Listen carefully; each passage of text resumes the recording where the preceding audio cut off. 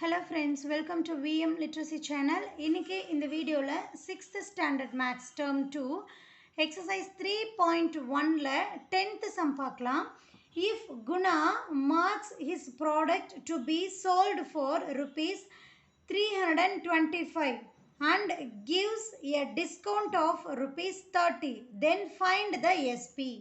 குணா அப்படிங்கிறவர் அவருடைய ப்ராடக்டை 325 ருபீஸ்க்கு சேல் பண்ணுறதுக்கு ப்ரைஸை ஃபிக்ஸ் பண்ணுறாரு. ஓகேவா? பட் அவர் 30 ருபீஸ் டிஸ்கவுண்ட் கொடுக்குறாரு.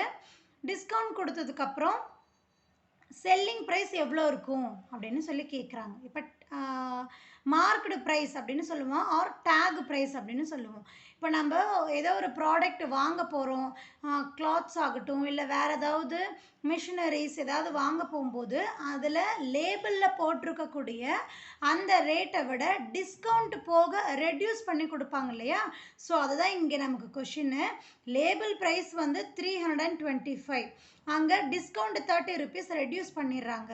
ஸோ எவ்வளோ ருபீஸ்க்கு நம்ம வாங்கிட்டு வந்திருப்போம் அப்படின்னு கேட்குறாங்க. ஸோ நமக்கு இதுலேயே உங்களுக்கு ஆன்சர் தெரிஞ்சிருக்கும். ஸோ மார்க்கெட் ப்ரைஸ்லேருந்து டிஸ்கவுண்ட் அமௌண்ட்டை நம்ம மைனஸ் பண்ணோம்னா எஸ்பியோடைய வேல்யூ தெரிஞ்சிடும் இல்லையா?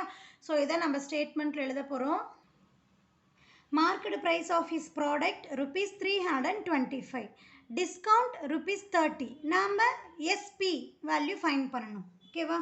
செல்லிங் ப்ரைஸ் எப்படி ஃபைண்ட் பண்ணலாம்? மார்க்கெட் ப்ரைஸ்லேருந்து டிஸ்கவுண்ட் அமௌண்ட்டை ரெடியூஸ் பண்ணும்போது நமக்கு செல்லிங் ப்ரைஸ் கிடைக்கும். மார்க்கெட் ப்ரைஸ் நமக்கு 325 இல்லையா?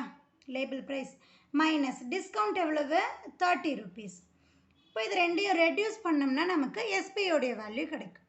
325லேருந்து 30 ருபீஸை நம்ம ரெடியூஸ் பண்ணும்போது நமக்கு எவ்வளோ ஆன்சர் கிடைக்கும்?